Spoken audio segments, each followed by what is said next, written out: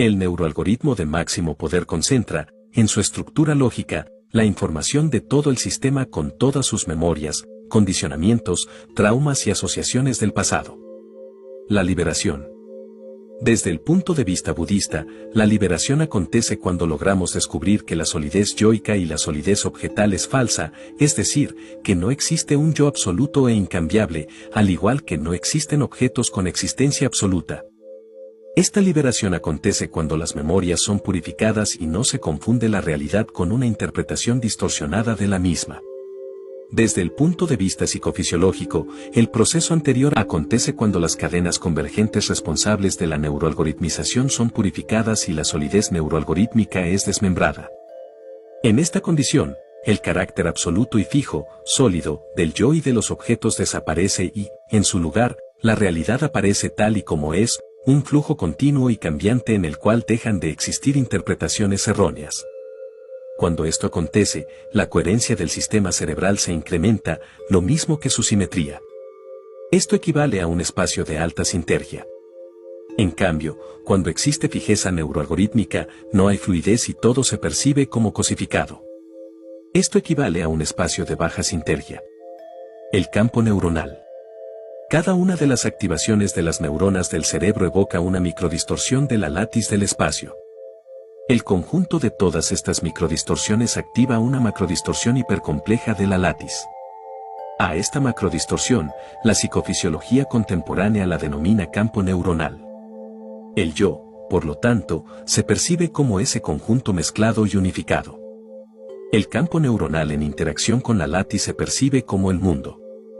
Cuando la actividad cerebral es de baja sinergia, el campo neuronal resultante también posee una estructura de baja sinergia.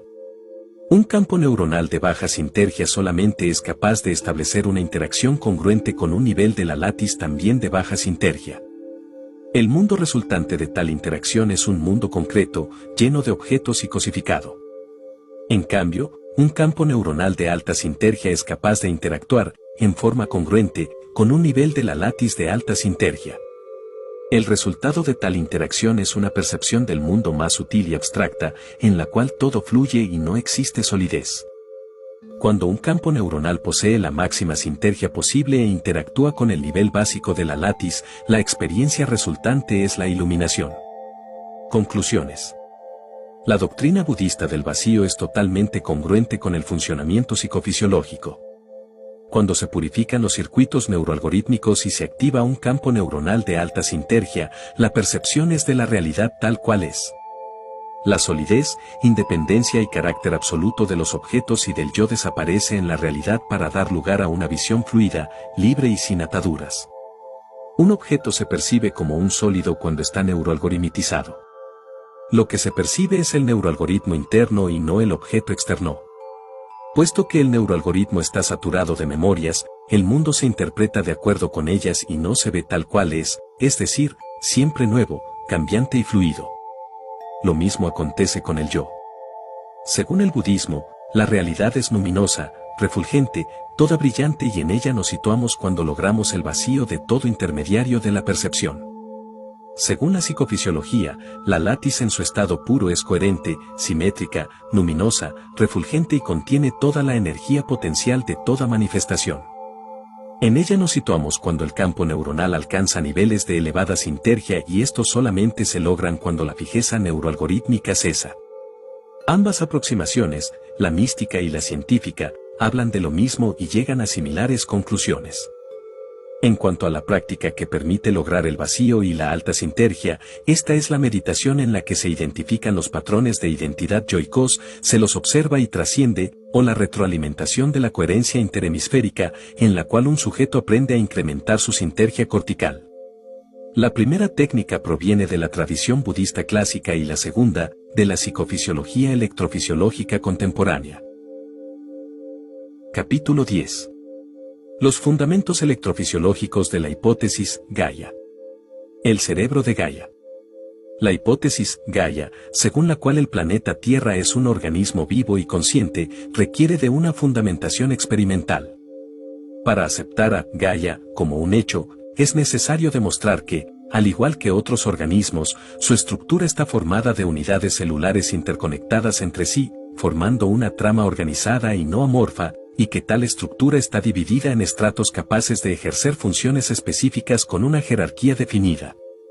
Si tomamos como ejemplo el cuerpo humano, este está constituido por un conjunto enorme de células interconectadas entre sí, formando tejidos y órganos, los cuales ejecutan funciones específicas dentro de una jerarquía organizada y mutuamente dependiente.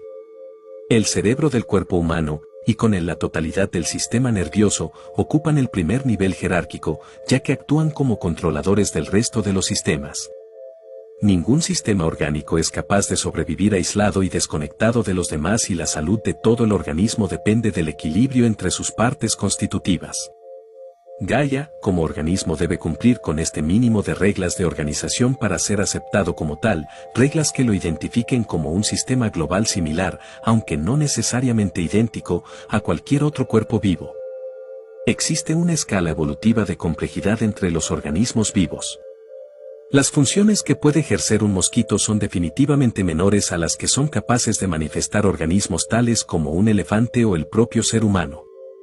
La complejidad funcional de un organismo depende, entre otras cosas, del número de elementos que lo forman y de su organización. Los cerebros orgánicos manifiestan la misma correlación entre su complejidad funcional y la cantidad de neuronas que los constituyen. Gaia, como organismo, debe poseer un cerebro y un sistema nervioso sostenido por una estructura de sostén alimenticio y energético. El cerebro de Gaia debe estar formado por hiperneuronas interconectadas entre sí y dando lugar a funciones emergentes más complejas que las que manifiesta cada una por separado, de la misma forma que el cerebro humano manifiesta funciones complejas dadas por la interconexión de todas sus neuronas individuales. Cada neurona del cerebro humano contiene toda la información de la unidad a la que pertenece, pero una neurona por separado no es capaz de manifestar las funciones de la unidad cerebral. De la misma forma, el cerebro de Gaia debe estar formado por hiperneuronas individuales capaces de contener toda la información de la unidad a la que pertenecen, pero incapaces de ejercer las funciones de esta última. Propongo que las unidades del cerebro de Gaia son cada uno de los cerebros humanos que habitamos en el planeta Tierra. Estas hiperneuronas, de ser cierta la hipótesis anterior, deben estar interconectadas entre sí y, además, deben ser capaces de contener toda la información de la unidad a la que pertenecen. En este capítulo, se presentan evidencias experimentales que no dejan lugar a dudas acerca de dos hechos. A. Existen interacciones directas entre cerebros humanos. B. El cerebro humano es capaz de detectar eventos sutiles a distancia y en forma directa. Estas evidencias fueron obtenidas en uno de los laboratorios de psicofisiología de la Facultad de Psicología de la Universidad Nacional Autónoma de México, por el autor del presente artículo y por un conjunto de investigadores, entre los que destacan Manuel de la Flor y M. Sánchez Arellano, y apoyan la hipótesis Gaia a nivel experimental. Antes de presentar estas evidencias electrofisiológicas, me gustaría introducir las mismas con las reflexiones siguientes. Los grandes místicos e iluminados de todos los tiempos han afirmado que existe un nivel de la conciencia, en el cual desaparecen las separaciones entre sujetos y entre estos y los objetos. A este estado se le denomina conciencia de unidad, y se caracteriza por el hecho de que la persona que lo experimenta expande su identidad y se pone en contacto con un nivel trascendente de sí mismo, que va desde la conciencia planetaria hasta la gran mente, el ser o el yo puro.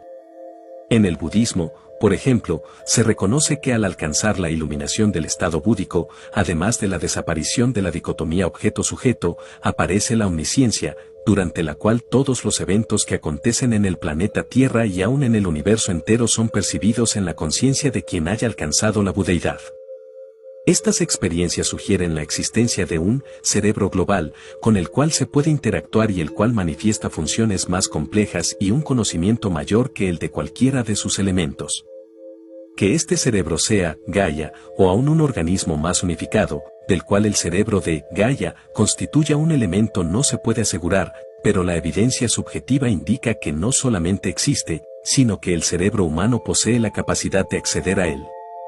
El estado de omnisciencia requiere, como condición indispensable, de dos condiciones.